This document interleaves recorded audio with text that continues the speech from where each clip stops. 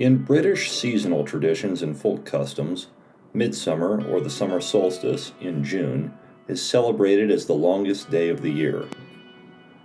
It is when the sun is at its highest point in the sky and at its maximum strength. When the early church took over the pagan rites and that marked the season, they chose Midsummer's Day, June the 24th, as the feast of St. John the Baptist. In the mid-Devon village of Wetheridge, whose parish church is dedicated to the saint, an annual St. John's Fair dating from the Middle Ages is still held on the nearest Saturday to Midsummer's Day. In folk magic, St. John is petitioned for good luck, healthy crops, fertility, and protection from malefic magic. There is an interesting link between St. John the Baptist, the Celtic sacred head cult, and the medieval name of one of the female leaders of the wild hunt, Herodias. In one account of the death of St. John the Baptist, a pivotal role is taken by King Herod's wife, Herodias. She lusted after the saint, but when he resisted her advances, she conspired with her daughter Salome to have John executed by decapitation. Herodias asked to see the severed head, and it was brought to her on a platter by a servant. Although she kissed it, even in death the saint rejected her head and avoided her attention by levitating through an open door in the roof. Ever since then, St. John has chased Herodias through the sky, tormenting her, as she knows he will never love her in return. According to the legend, 2/3 of humanity owed their allegiance to Herodias, who is doomed to ride the night sky until cock-crow and sunrise. St. John's Eve, or Midsummer Eve, is one of the rare times of the year outside the winter months that the wild hunt rides forth. Referring this to the story of the late 12th century cleric John of Salisbury, said that Herodias was the witch ruler of the night, and convened nocturnal assemblies where her followers feasted and rioted.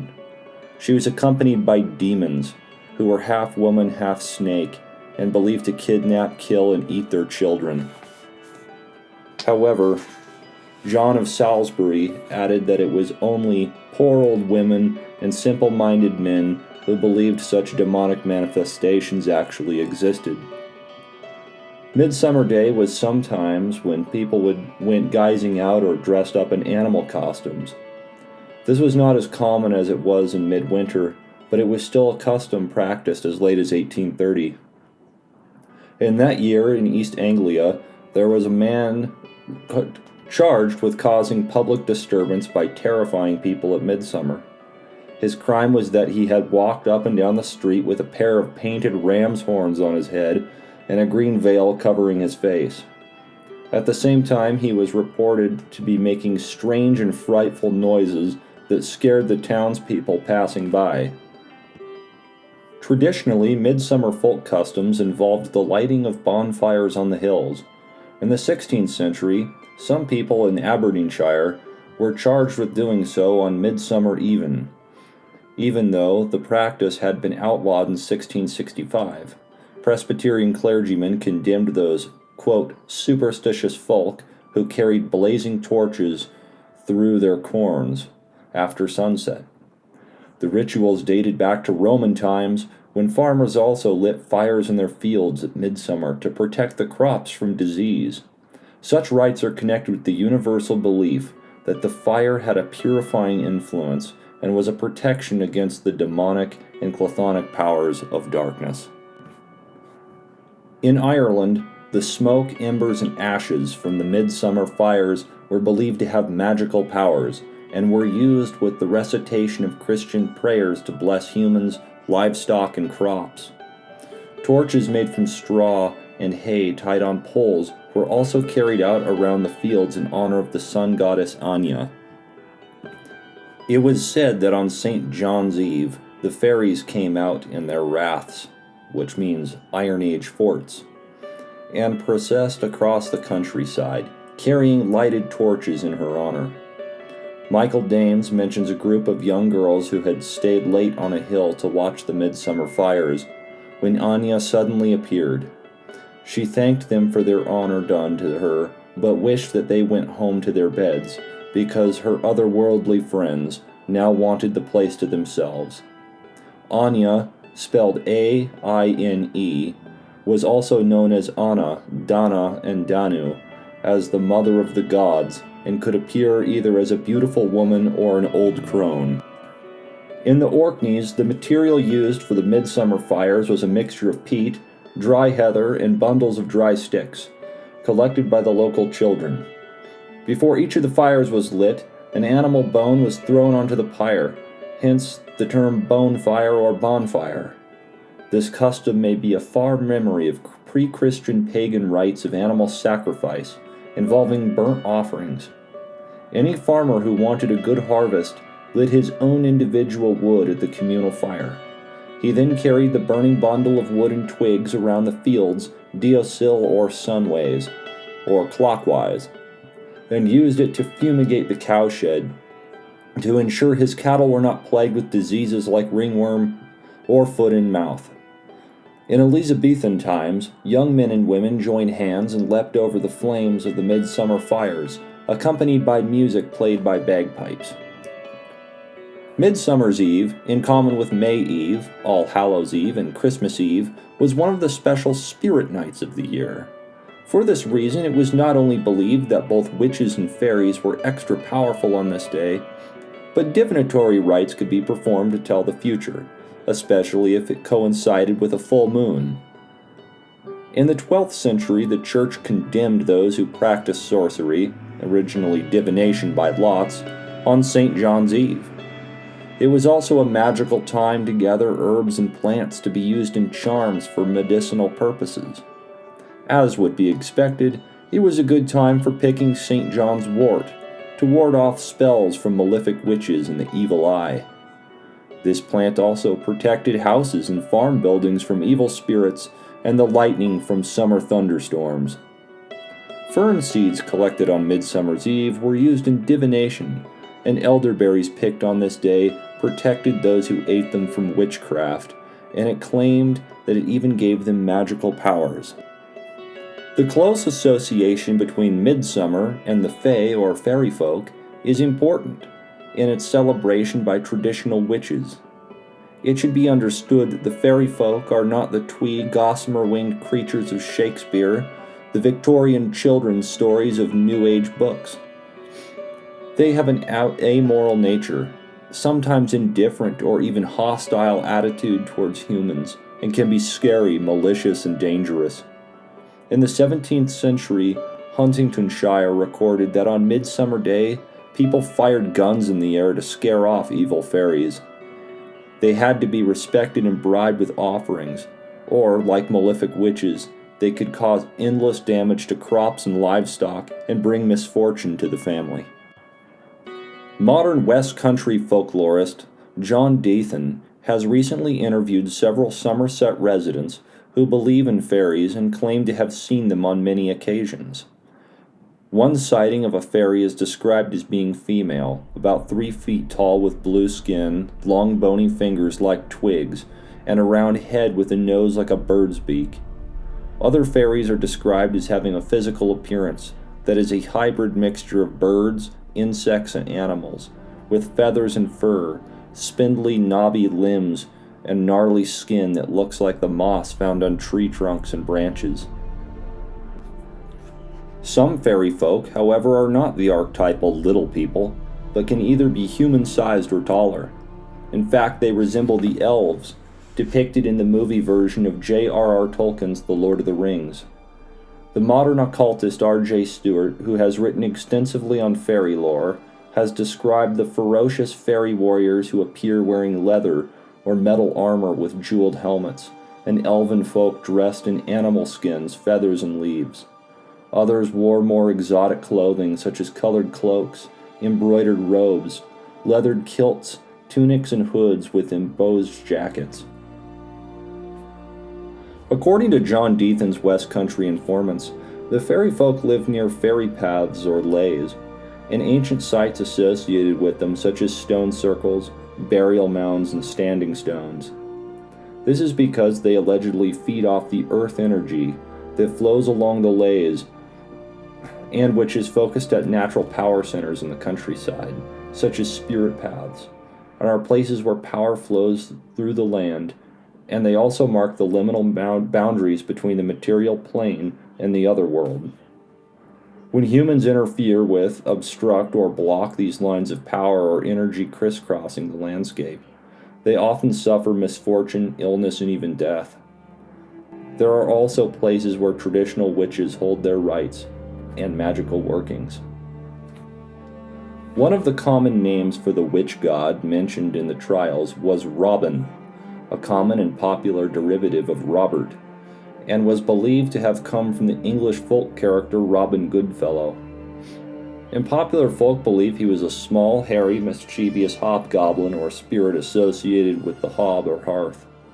This domestic fairy would carry out household tasks, such as churning the butter, threshing the corn, sweeping the floors, baking the bread, making beds, and even mending torn clothes.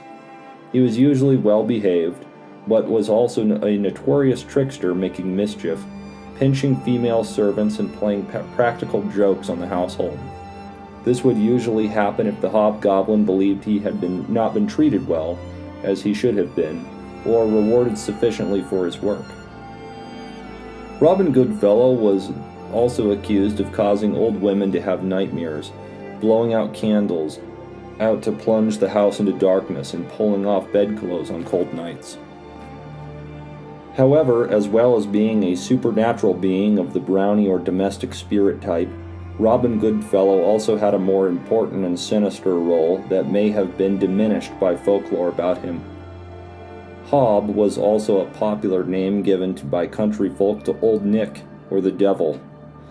In Robin Goodfellow, His Mad Pranks and Merry Jests, published in 1629, there is a woodcut depicting a hobgoblin as a satyr-like god of the witches. He is shown as a devil-like horned, bearded figure with pointed animal ears and a human face, torso, and arms. His legs are covered in fur or hair, and he has cloven hooves instead of feet, and sports an erect phallus. A hunting horn hangs at his waist. He holds a besom or broomstick over his left shoulder and a lighted candle in his right hand. He is dancing in a doubled circle drawn on the ground and is surrounded by small figures, both male and female, depicting witches who form a ring around him holding hands. The 17th century Puritan writer Robert Burton mentioned Robin Goodfellow in his book Anatomy of Melancholy. In it, he appears as a terrestrial devil in the company of pre-Christian spirits, such as the Roman Lars or household gods, the Jinni Loki or spirits of place, fauns, satyrs, and woodland nymphs. In William Shakespeare's play A Midsummer Night's Dream, Robin Goodfellow appears as the fairy Puck. In Anglo-Saxon times, the Puka, or Puka in Irish, or PWCA, spelled in Welsh, or Buka, was a woodland elf, very much seen in the terms of a local spirit of the land. To be puckish is to be defined as behaving in a playful or mischievous way, and indicates one side of Puck's character. In more modern times, this ancient woodland sprite features in Rudyard Kipling's famous children's book, The Puck of Pook's Hill, published in 1906, and its sequel, Rewards and Fairies. In the story, two children, Dan and Una, visit Pook's Hill, a real place in Sussex near one of Kipling's former homes. They visit this place on Midsummer's Eve. By reciting part of Shakespeare's famous play In the Fairy Ring, they summon up Puck, who tells the children he is the last of the old people of the hills. He points out that he is different from the other fairies, however, because they cannot abide by salt, horseshoe, and rowan berries nailed over the door, running water, iron, or the pealing of church bells.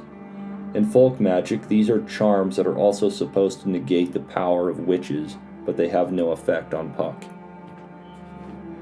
The name Robin also links Goodfellow or Puck with the archetypal English outlaw Robin Hood, who, as we have seen, was a popular folk character in the May Day revels.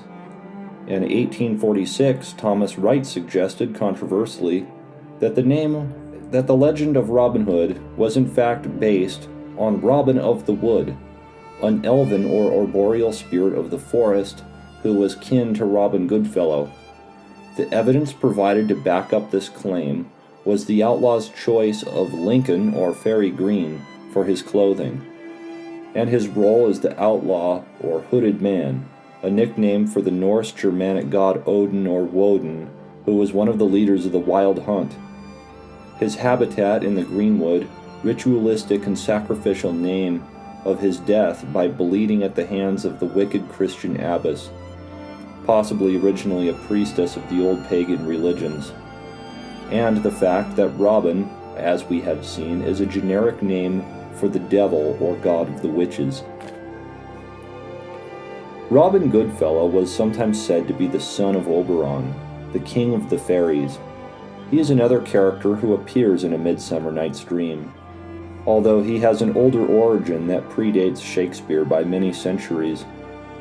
Oberon, meaning elf king, is found in medieval and Renaissance literature, and as we have seen, he is sometimes described as the son of the Arthurian fairy enchantress Morgan Le Fay.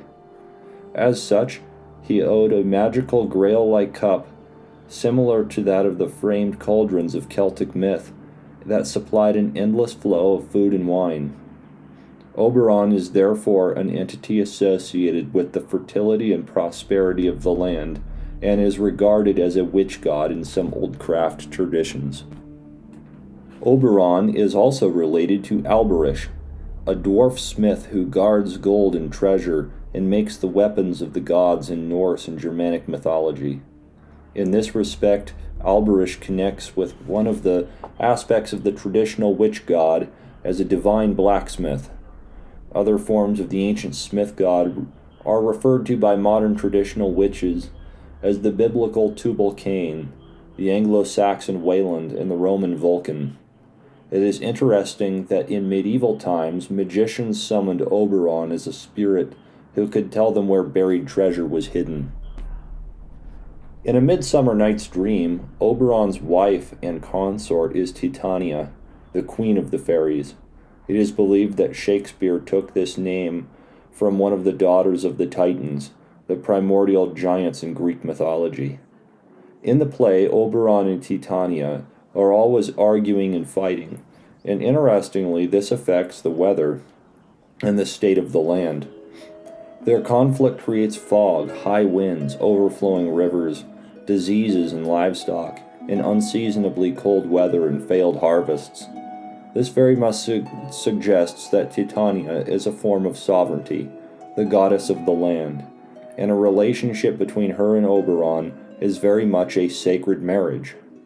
When the fairy king and queen are at peace with each other, then the wasteland flowers and flourishes, but when they are estranged, the vegetation withers and dies.